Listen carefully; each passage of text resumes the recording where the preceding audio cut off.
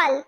পানি ফলকে ইংলিশে বলা হয় ওয়াটার চেস্টনাট। কামরাঙা। কামরাঙাকে ইংলিশে বলা হয় স্টার ফ্রুট। বাতাবি লেবু। বাতাবি লেবুকে ইংলিশে বলা হয় পমেলো। মৌসম্বি লেবু।